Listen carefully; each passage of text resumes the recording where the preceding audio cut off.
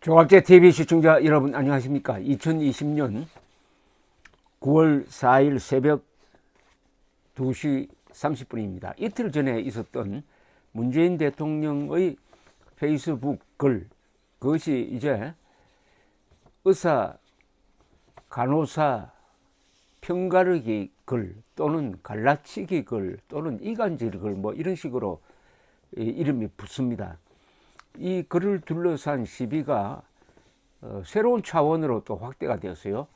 청와대에서 이 글은 문재인 대통령이 직접 쓴 게 아니고 그 비서관이 서 올린 것인데 그 과정에서 대통령의 뜻과 다르게 전달되었다는 취지의 설명을 기자들에게 했는데, 그것도 실명을 당당하게 대고 한 게 아니라 청와대 소식통 이런 식으로 했습니다. 그러니까 이걸 가지고 또 논쟁이 붙기 시작을 했습니다. 그러면은 문재인 대통령은 자기 이름으로 나가는 이 글을 보지 않느냐, 취지는 보지 않는다는 뜻이에요. 비서관이 쓴 것이 그냥 중간에 교정 과정 거치지 않고 그냥 공개되어 버렸다, 이런 이야기입니다. 그럼 세상에 이런 위험한 일이 있을 수가 있느냐? 일국의 대통령 이름을 도용해가지고 그럼 비서관이 글을 쓸 수가 있느냐? 아니면은 대통령이 보고도 그냥 통과시켰는데 이게 문제가 되니까 책임을 비서관에 넘기는 것 아니냐? 어쨌든 확실한 것은 문재인 대통령이 직접 쓰지 않는다는 사실입니다. 그러나 밑에 서 올린 사람 글을 꼼꼼하게 보면서 고치고 하면 그게 자기 것이 됩니다. 그러나 그런 자기 것으로 만드는 과정에서 뭔가 탈이 났다, 이렇게 보여주는 거죠. 딱 이 점을 물고 들어온 사람이 있습니다. 촌철살인의 명수인 홍준표 의원입니다. 전 자유한국당 대표, 그리고 대통령 후보였죠. 제목이 짤막한 페이스북 글인데 항상 이분이 짧게 쓰지만은 그 무게가 있어요. 유리할 땐 내가 했고 불리하면 비서관이 했다. 페북 글을 직접 쓰신다고 할 때는 언제고 이제 와서는 비서관이 의사, 간호사 갈라치기 글을 올렸다고 합니다. 문 대통령은 참 좋으시겠습니다. 유리할 땐 내가 했고 불리하면 비서관이 했다고 해주니 우리나라 역대 대통령 중에 그런 대통령이 과연 한 분이라도 있었는지 궁금합니다. 글쎄요, 대통령 페북에 대통령 허락 없이 마음대로 글을 올리는 비서관은 대통령을 조종하는 상황점 되는 건가요? 이게 핵심이에요. 글쎄요, 대통령 페북에 대통령 허락 없이 마음대로 글을 올리는 비서관은 대통령을 조종하는 상황점 되는 건가요? 이것은 대통령의 메시지를 관리하는 시스템에 큰 문제가 있다 하는 것을 이번 이 사건이 노출시키고 말았습니다. 보다 신랄한 비판은 전역 전 국회의원으로부터 나오고 있습니다. 이분 블로그에서 쪼잔하고 찌질한 종지 그릇 자백한 문 대통령이란 제목으로 글을 썼습니다. 문재인 대통령 어제 쓴 페북 글을 보니 소통령에 불과했습니다. 어떻게 국민들을 통합은커녕 편가르기를 시키는지 이간질의 레전드고 뭐고를 떠나 그 방법의 유치함, 졸렬함이 더 기가 막힙니다. 평소 문퍼와 달림을 외치던 이들이 둑이 터졌다며 댓글 부대 총동원령을 내렸지만 역부족이었습니다. 그만큼 문재인 대통령이 대형 사고를 친 거죠. 왜 대형 사고냐? 쪼잔하고 찌질한 종지 그릇의 크기를 자백했다는 점에서 메가톤급 자책골이었던 겁니다. 그러자 이른바 친문들이 불끄기 겸 사고 수습에 나섰습니다. 홍익표는 말하길 간호사들을 위로하기 위한 것일 뿐이라고, 정청래는 지적하길 대통령이 뭘 잘못했냐고 하며 성질을 냈고요. 대통령의 숨소리도 알아먹는다는 고 민정은 이렇게 말했어요. 간호사에게 감사를 했는데 편가르기 이렇게 볼 수도 있구나 놀랐다고 했습니다.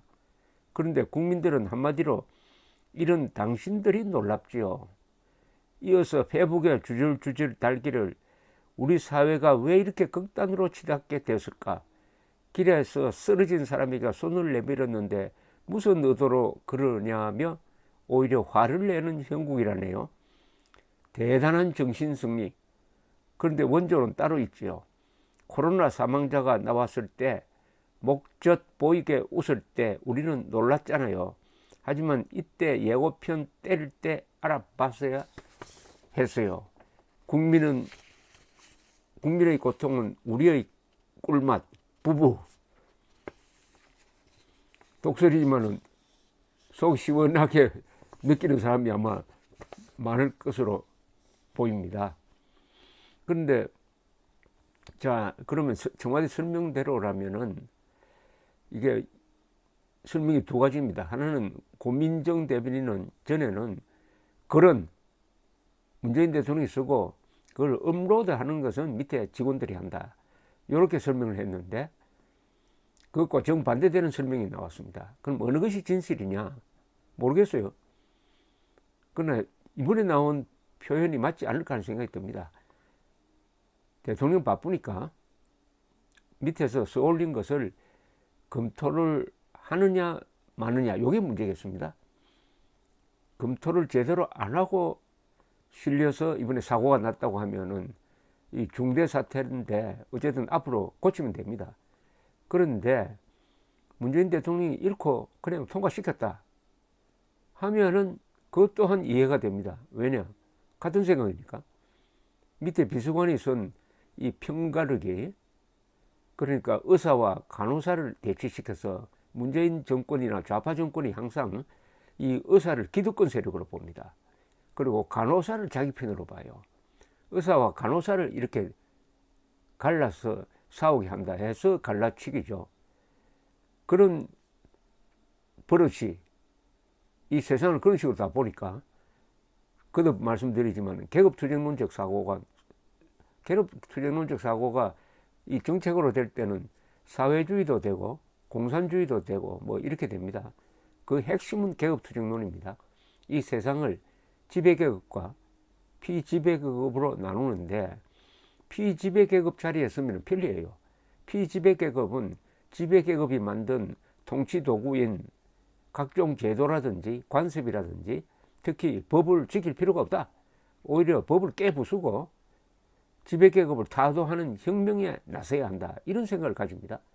그런데 이 문재인 정권은 아주 더 편리합니다. 왜냐하면 집권 세력이 되고 나서도 이 사람들은 자기들이 피지배계급이라고 생각하는 거예요. 집권 세력이 되면 이 나라의 주인이 되는 건데, 나라의 관리자가 되는데, 그러게 되면 거기에 따른 의무가 생깁니다. 어른스럽게 행동해야 하고 주인답게 행동해야 하고 무엇보다도 헌법을 지켜야 합니다. 거기서 벗어나기 위해서 대통령이 되고 나서도 이 사람들은 좌파 운동권처럼 행동합니다. 문재인 대통령의 연설은 다 좌파 운동권적 연설이에요.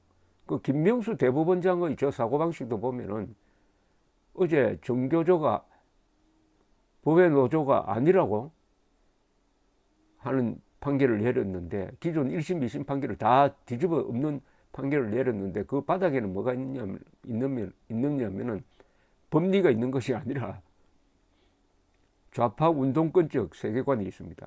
그걸 가지고 법을 아예 이상한 방향으로 해석을 해버립니다. 그러니까 대법원장 자리에 있는 사람도 대통령에 있는 사람도 좌파 운동권처럼 행동해가지고 그러면은 자기들은 피지배계급에 속하니까 지배계급에 저항을 해야 한다. 그 지배계급이 누구냐? 그 사람들이 생각하는 거죠. 첫째, 국제 질서 속에서는 미국을 제국주의로 보니까 미국이고, 국내에서는 이 대한민국의 문명을 건설한 이승만, 박정희 등 이 보수 세력이고, 따라서 보수 세력, 집권을 하고 있으면서도 가장 강력한 사람이 되어 있으면서도 뭐라고 생각하느냐? 우리는 약자다. 우리는 약자니까 법을 안 지켜도 된다.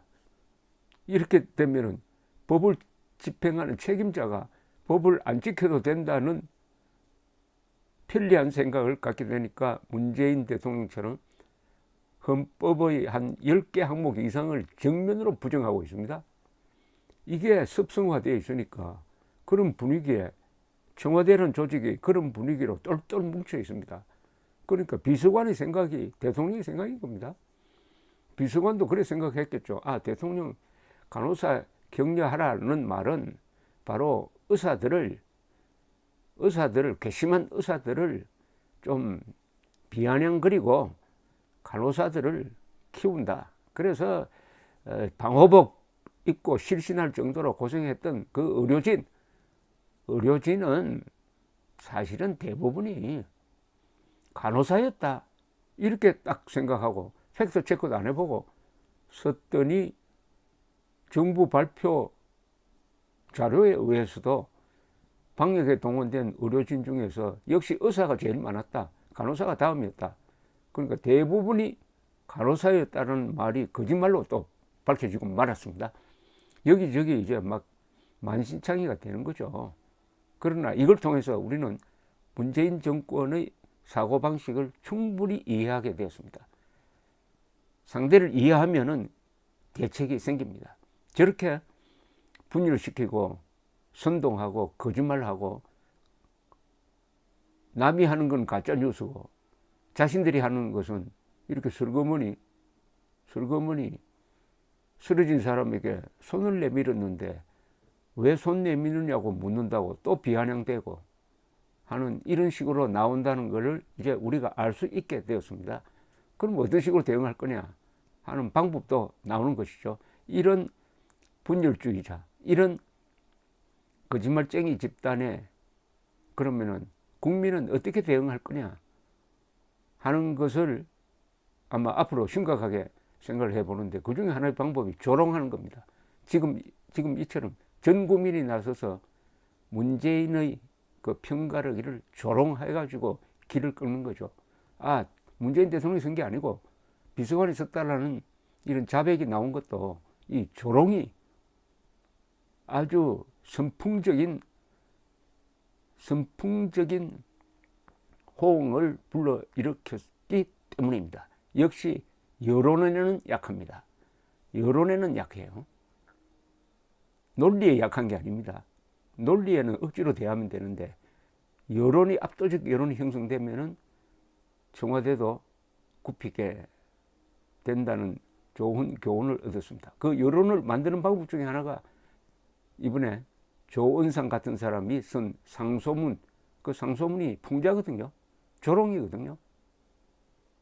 전 국민 조롱 대회를 열어야 되겠습니다. 불의한 권력, 거짓말하는 집단, 법을 무시하는 집단에는 조롱이 무기입니다. 악마나 악당은 조롱을 견디지 못합니다.